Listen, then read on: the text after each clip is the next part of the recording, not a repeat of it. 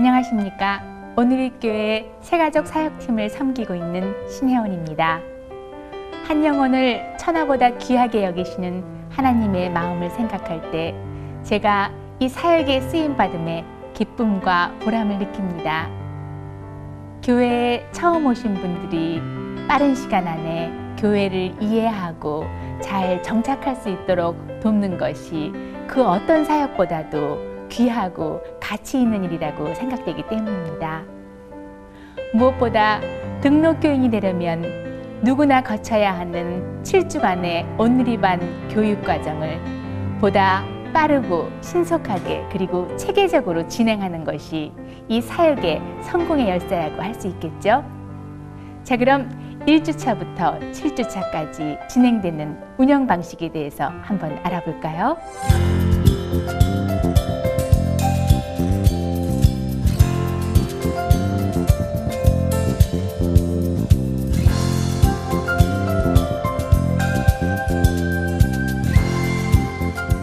교육이 시작되기 전 미리 접수 테이블과 현수막을 설치하고 최대한 편안하고 친근한 분위기로 강의실을 세팅하는 등 새가족을 맞이하기 위한 만반의 준비를 마쳐야 합니다. 그리고 교육이 끝난 후에는 사역자들의 마무리 기도 모임과 간담회를 통해 그날그날의 사역을 돌아보고 뒷정리에도 소홀함이 없도록 해야겠죠. 이번에는 각 주차별로 달라지는 사역 내용에 대해서 한번 알아볼까요? 먼저 1주차에는 교회 안내 및 공동체 담당 사역자들과의 면담이 있게 됩니다. 이날 면담을 통해서 얻게 되는 정보들은 새가족을 이해하는 데 아주 중요한 밑거름이 되기도 하죠. 2주차부터 7주차까지는 동일한 패턴으로 여러 가지 주제 강의가 진행됩니다. 2주차는 창조주 하나님, 3주차는 구원자 예수님, 4주차는 보혜사 성령님을 주제로 기본적인 기독교 교리에 대한 강의가 있습니다. 5주차에는 오늘의 교회 사역의 기초가 되는 큐티와 1:1을, 6주차에는 성도의 신앙생활의 자양분이 되어주는 공동체와 양육체계를, 그리고 마지막 7주차는 사도행전적 바로 그 교회를 꿈꾸는 오늘의 비전과 액츠 29에 대해 강의하는 것으로 마무리됩니다. 보다 자세한 강의 내용은 각 주차별로 마련된 강의 영상을 통해서 만나보실 수 있습니다.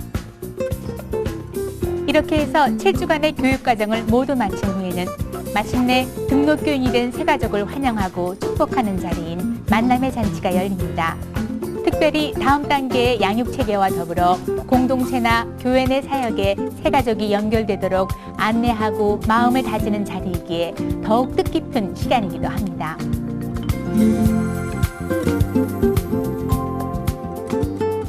많은 사람을 옳은 대로 돌아오게 한 자는 하늘의 별과 같이 영원토록 비추리라 하신 말씀 기억하시죠? 새가족을 위한 최고의 가이드가 되는 것이 새가족 사역의 핵심이라고 생각을 하니 그 약속의 말씀을 제 가슴에 품게 됩니다. 겸손과 사랑으로 새가족을 돌보고 섬기는 이 귀한 사역 안에서 한 영혼을 향한 하나님의 사랑을 발견하고 우리 다 같이 그리스도의 몸된 교회로 세워져 갈 수 있기를 기대합니다.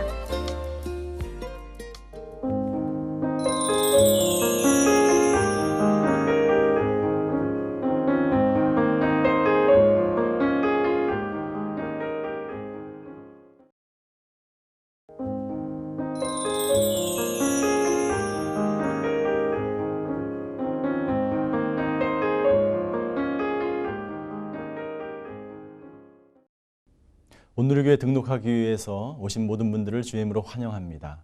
잘 오셨습니다. 오늘의 교회는 정말 많은 성도들이 방문을 하시고 또 등록하기 위해서 찾아오십니다. 오늘 이 시간에는 오늘의 교회 등록 과정을 하기 위해서 첫 번째 오늘의 교회를 소개하는 그런 시간입니다. 첫 번째 오늘의 교회 역사에 대해서 제가 말씀드리고 싶습니다. 오늘의 교회는 1984년도에 한남동에 있는 한국기독교 선교원에서 12가정을 중심으로 해서 시작이 되었습니다. 그때 한 목사님께서는 12가정을 데리고 제자 양육을 하셨습니다. 왜 많은 교회가 있는데 또 이 교회를 세워야 하는가? 서울에 수많은 교회가 있는데 왜 또 교회를 세워야 하는가? 이런 질문을 하기 시작했고 하나님께서 하 목사님에게 이런 응답을 주셨다고 합니다. 그것은 사도행전적인 바로 그 교회, 하나님께서 기뻐하시고 하나님께서 원하시는 사도행전에 나와 있는 그 교회를 하나님께서 하라고 말씀을 하셨다는 것이죠. 그래서 오늘 교회는 처음에 이렇게 시작을 하게 된 것입니다. 그 이후에 1988년도에 7월 달에 지금 있는 서빙고에 있는 그 본당 선전에서 처음 감격적인 예배를 드리게 되었습니다. 그래서 1991년까지 이때 91년까지의 기간을 저희는 말씀 사역의 시기다 이렇게 말하고 있습니다. 당시에 저희 교회 양육의 두 날개인 두 기둥인 큐티와 1대1이 자리를 잡기 시작했던 때인 것입니다. 저는 개인적으로 1990년 1월에 온누리 교회에 왔습니다. 그때 예배의 감격, 말씀을 통해서 내 자신이 변화되는 것을 경험하면서 온누리 교회 교인이 되기 시작했습니다. 두 번째, 성숙하기 시작했습니다. 온누리 교회가 1992년도부터 성령 사역을 하기 시작했습니다. 하 목사님께서 안식년을 다녀오신 이후에 본격적인 성령 사역을 시작하게 되었습니다. 91년까지 말씀 사역을 계속해서 하시다가 온누리 교회가 비상하지 않는 것을 깨닫게 되었습니다. 온누리 교회가 더 이상 발전하고 확장되지 못하는 것을 깨닫고 92년부터 성령 사역을 하기 시작했습니다. 그래서 내적 치유 사역, 신혼부부, 소외층들을 위한 훈련 프로그램 등 또 영적 전쟁 세미나 또 성령 집회들을 통해서 92년부터 활발하게 성령 사역을 시작하게 된 후에 온누리 교회는 그야말로 비상하기 시작했습니다. 수많은 사람들이 온누리 교회에 모여들기 시작했습니다. 이때부터 새 가족이 정말 기하급수적으로 온누리 교회를 방문하기 시작했습니다. 그리고 1998년부터는 저희가 저희 사역의 열매를 맺기 시작한 시기라고 볼 수가 있습니다. 맞춤 전도가 시작되었습니다.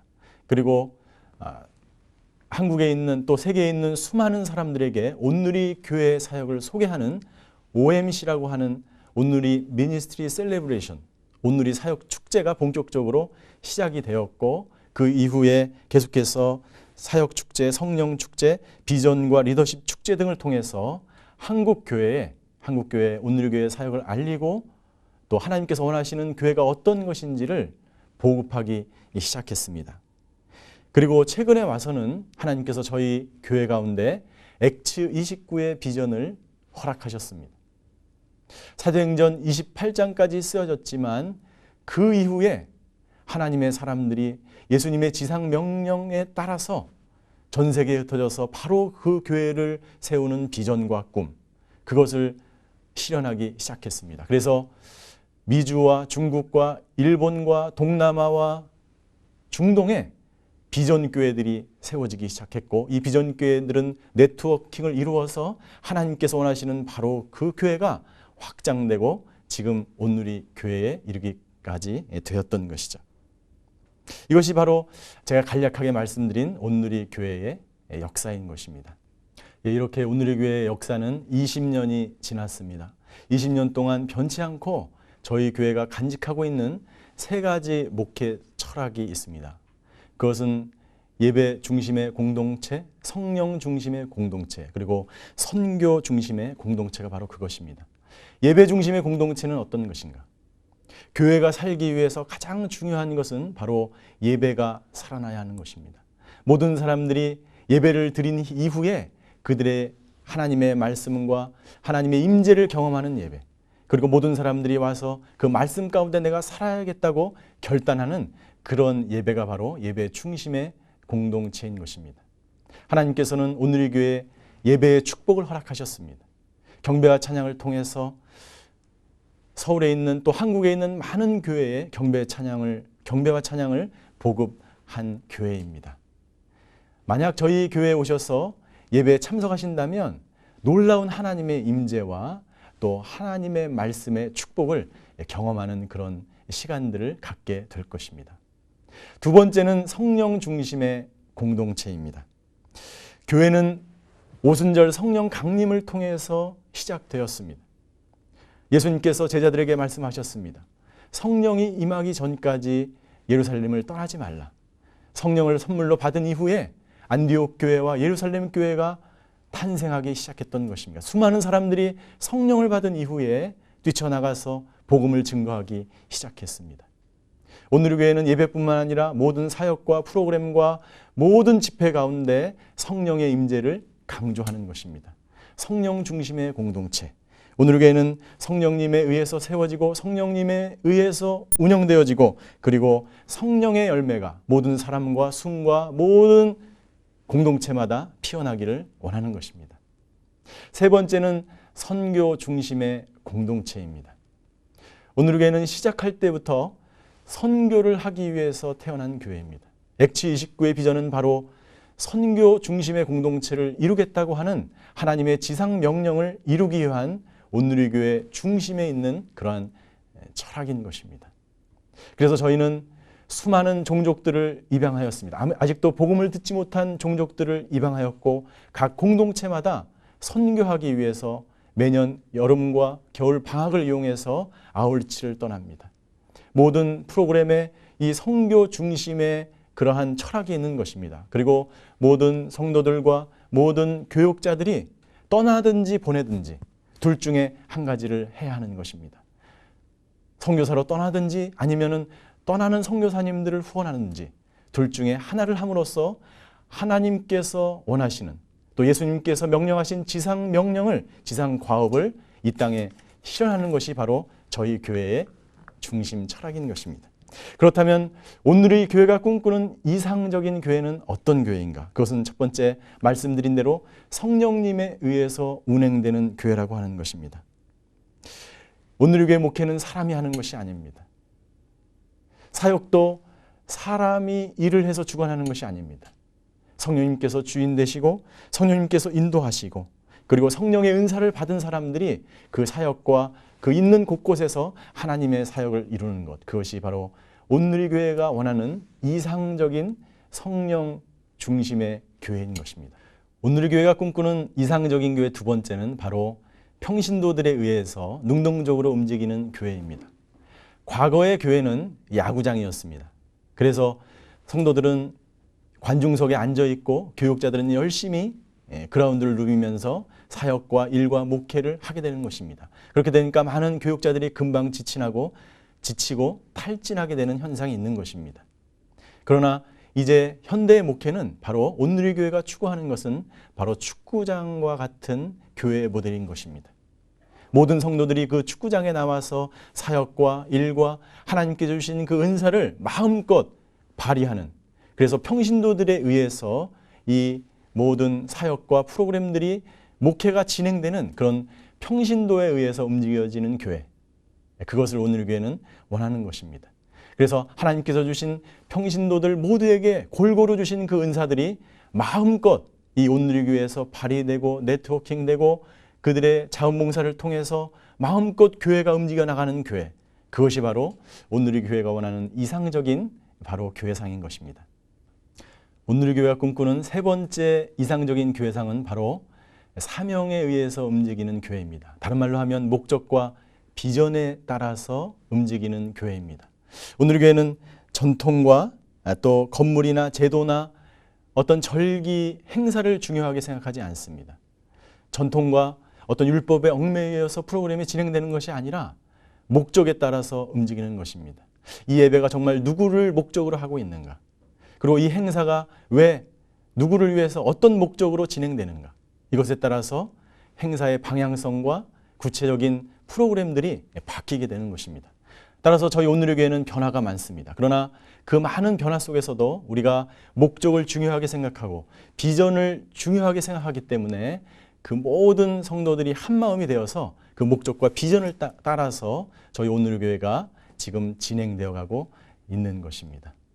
하나님께서 원하시는 이상적인 바로 그 교회, 저희 교회가 꿈꾸는 교회가 바로 성령님에 의해서 움직여지고 평신도에 의해서 능동적으로 움직여지고 그리고 비전에 따라서 움직이는 교회, 그것이 바로 저희의 이상적인 교회의 상인 것입니다.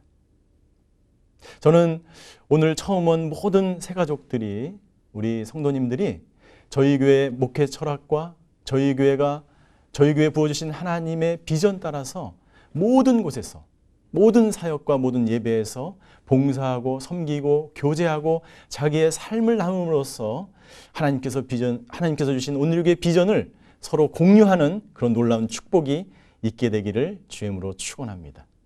오늘 저희들 또 면담이 있을 것입니다. 그 면담은 여러분들을 오늘의 교회에 잘 정착하기 위해서 우리 각 공동체 집사님들께서 여러분들을 잘 안내하게 될 것입니다. 여러분들의 은사와 재능, 그리고 여러분들의 필요, 또 신방, 이런 것들을 안내를 해드리고 필요한 모든 것들을 면담을 통해서 여러분들에게 제시해 주실 것입니다. 여러분들 반갑고 환영합니다.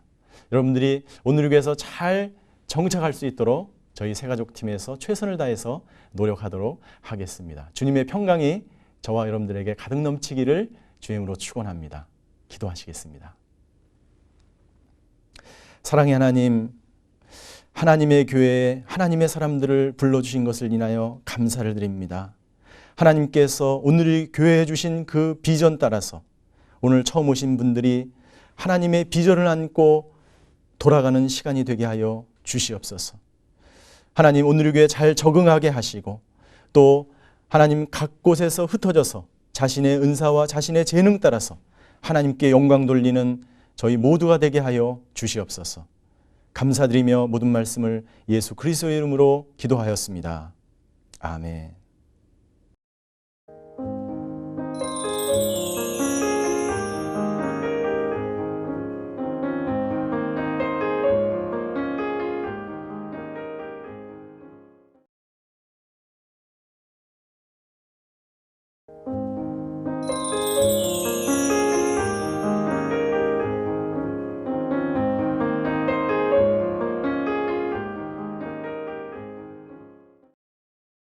창조주 하나님 과정에 오신 여러분들을 환영합니다.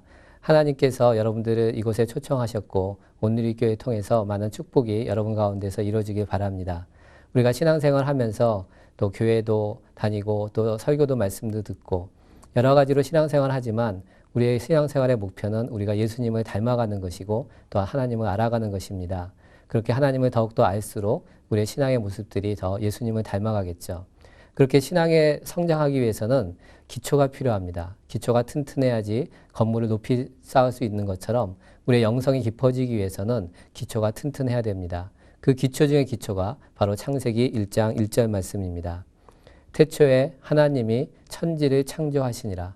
이 간단한 말씀 가운데서 하나님은 이 모든 것들을 창조하신 주인이심을 선포하고 있습니다. 또한 이러한 창조가 하나님의 뜻 가운데서 말씀 가운데서 이루어졌을 뿐만 아니라 바로 우리를 위해서, 바로 사람들을 위해서 하나님이 이 모든 것을 창조하셨다는 놀라운 사랑의 메시지이기도 합니다. 그런 하나님의 사랑의 메시지를 우리가 아멘하고 받아들일 때 그 놀라우신 주인 되신 하나님의 능력, 그 창조의 능력, 그 창조의 신비 가운데 우리가 초대를 받는 것입니다. 그러나 하나님께서 이 세상을 창조하셨다. 이 놀라운 하나님의 메시지는 이 세상 가운데서 무시되고 있고 또는 비과학적이라는 또는 진화론이라는 이름으로, 과학이라는 이름으로 철저히 무시되고 있습니다. 심지어는 그렇게 하나님이 창조주시다, 이 세상을 하나님이 창조했다는 것은 비과학적인 것이고 21세기에 이 과학이 이렇게 발달했는데 그런 아직도 종교적인 그런 미신 속에 사로잡히고 있느냐라는 식으로 비난을 받기도 합니다. 하나님의 창조주 되심, 이 신앙의 기초 중의 기초가 바로 이 세상 가운데 있는 진화론, 또한 인본주의, 그러한 사람들의 생각 속에서 철저히 무시당하고 또한 교육을 통해서 그것들을 사람들에게 교육을 하고 있습니다. 공교육 속에서 진화론을 가르치는 것은 곧 하나님이 창조주시라는 것에 대해서 철저하게 무시하고 있는 것입니다. 모든 사람들이 그런 교육을 받고 있습니다. 그래서 심지어 교회 내에서도 성경 말씀을 보면서 특별히 창세기를 보면서 이 말씀을 우리가 어떻게 이해해야 될 것인가. 과학은 진화론을 이야기하고 있는데 우리가 지금 이때도 하나님의 창조를 믿어야 되는가 라고 갈등을 하기도 합니다. 과학을 통해서 하나님이 없다. 과학을 통해서 이 세상은 진화된 것이다. 사람은 원숭이로부터 진화된 것이라고 하는 것을 과학적 사실인 것처럼 진리인 것처럼 사람들에게 교육을 하고 있습니다. 진짜 과학이 그럴까요? 성경은 이렇게 이야기하고 있습니다. 로마서 1장 20절에 창세로부터 그의 보이지 아니하는 것들 곧 그의 영원하신 능력과 신성이 그 만드신 만물에 분명히 보여 알게 되나니 그러므로 저희가 핑계치 못하였지니라. 하나님이 이 세상을 창조하셨다는 것은 하나님이 창조하신 세상을 보면 그대로 알 수 있다는 것입니다. 지식이 필요한 것도 아니고 지성이 필요한 것도 아니고 누구든지 보면 핑계할 수 없을 정도로 알 수 있다는 것입니다. 그것은 마치 미켈란젤로의 우수한 작품을 보면서 와, 이것을 만든 위대한 예술가가 있겠구나 라고 사람들이 생각할 수 있는 것처럼 하나님 만드신 이 놀라운 신비의 세계 속에서 그 놀라운 질서 속에서 이것을 만드신 분이 있다는 것은 누구든지 알 수밖에 없는 것입니다. 그런데 왜 사람들은 그것을 모를까요? 왜냐하면 이미 교육을 통해서 이 세상이 진화되었다는 것을 이미 교육을 받았기 때문에 눈앞에 있는 그것을 사람들이 보지 못하는 것입니다. 하나 예를 들어볼까요? 자, 비행기가 있습니다. 이 비행기가 그냥 우연히 어떻게 하다 보니까 만들어진 것인지 아니면 사람들이 처음부터 계획하고 디자인하고 설계하고 만든 것인지 그것을 어떻게 알 수 있을까요? 사실 그런 질문은 참 어리석은 질문같이 보입니다. 누구든지 비행기를 보면 당연히 사람이 만든 것이고 어떤 의도를 가지고 만든 것이라는 것을 누구든지 알 수가 있습니다. 그런데 그렇게 만들어졌다는 것을 한번 설명해봐라. 과학적으로 증명해봐라. 그러면 어떻게 설명할 수 있을까요? 두 가지로 설명을 할 수가 있습니다. 그것은 이 비행기가 그냥 만들어졌다고 하기에는 너무나 복잡하고 너무나 정교하다는 것이죠. 어떤 의도를 가지고 특별한 목적을 가지고 만들지 않으면 그것은 도저히 나올 수가 없는 것입니다. 하나 예를 들어서 비행기를 만들 수 있는 모든 부속을 100대의 비행기를 만들 수 있는 부속 혹은 1000대 만들 수 있는 비행기 부속을 다 갖다 놓았다고 하더라도 사람들이 그 설계도가 어떻게 됐는지 모르는 사람들에게 그것을 맞춰서 비행기를 만들려고 그러면 그것은 불가능할 것입니다. 왜냐하면 그것을 만든 사람의 목적과 설계도를 알아야 그런 것이 가능하기 때문입니다. 사람들은 비행기를 보면서 이 비행기를 만든 사람의 능력이 뛰어나다는 것을 알 수가 있는데 그 비행기보다 훨씬 뛰어난, 훨씬 더 복잡하고 훨씬 더 정교한 하나님의 창조물인 새를 바라보면서 그 새를 만드신 창조주가 얼마나 사람보다 위대한지에 대해서는 전혀 생각하지 못하고 있는 것 같습니다. 뭐든지 설계도가 있어야 됩니다. 비행기를 만들 때도 또 새를 창조할 때도 심지어 사람을 창조하실 때도 하나님은 설계도를 가지고 계셨습니다. 마치 비행기에 설계도가 있듯이 사람에게도 설계도가 있다는 것을 최근에 과학은 발견했습니다. 그래서 많은 과학자들이 특별히 2000년도에 이루어진 게놈 프로젝트의 완성이라는 그러한 놀라운 과학적인 그런 발견들을 통해서 사람들이 DNA라는 유전 정보가 사람의 설계도다라는 것들을 이제 많은 과학자들, 거의 대부분의 과학자들이 이야기합니다. 하나님을 믿지 않는 과학자들조차도 우리 몸에 있는 유전 정보의 DNA 유전 정보가 바로 우리의 설계도이다. 왜냐하면 그것이 잘못되면 병에 걸리고 그런 정보에 의해서 머리의 색깔이 결정되고 또 눈의 빛깔이 결정되기 때문입니다. 그래서 지금은 가능하지 않지만 과학자들은 앞으로 우리가 이러한 정보를, 유전 정보를 바꾸면 우리가 원하는 예를 들면 눈이 파란 아기도 가질 수가 있을지도 모르겠다. 이런 식의 농담 비슷한 이야기도 하기도 합니다. 그만큼 이런 유전 정보의 설계도를 이제 사람들이 발견했습니다. 놀라운 인간의 이 놀라운 신비의 많은 부분들이 이런 유전 정보를 가지고 해석을 하게 되었습니다. 많은 사람들이 이렇게 보면서 사람들이 이런 생각을 합니다. 나는 그냥 많은 사람 중에 하나이겠지. 내가 없어진다고 이 세상에 달라질 것이 무엇이 있나? 그렇지가 않습니다. 우리가 유전 정보라는 측면에서 보면 이런 설계도라는 측면에서 보면 모든 사람의 설계도는 다 다르게 되어 있습니다. 어떤 사람도 얼굴이 같은 사람이 없는 것처럼 바로 유전 정보 설계도가 다 다르도록 되어 있습니다. 똑같은 부모님으로부터 태어나도 모두가 다 다릅니다. 이 세상에 어떤 누구도 자기랑 똑같은 사람이 없습니다. 얼굴이 같은 사람이 없고 심지어 일란성 쌍둥이조차도 얼굴이 비슷하지만 자세히 보면 다르고 또 성격도 다릅니다. 이 세상에 똑같은 사람은 아무도 없습니다. 왜 이렇게 똑같지 않을까? 만약 우리가 진화론을 믿고 그냥 하나님을 믿지 않는다면 뭐 그런가 보다. 그것이 무슨 의미가 있을까? 잘 모를 것입니다. 그런데 우리가 하나님을 알고 하나님의 창조의 신비를 안다면 왜 하나님이 한 명 한 명 이렇게 다르게 창조하였는가? 왜 독특하게 창조하였는가? 바로 하나님의 창조 목적이 한 사람 한 사람마다 독특하고 위대하기 때문입니다. 한 인간이 이 세상에 태어났을 때부터 혹은 태어나기 전부터 이미 하나님의 설계도가 있었고 그 설계도대로 한 인간이 태어납니다. 하나님의 위대한 창조 목적을 가지고 태어납니다.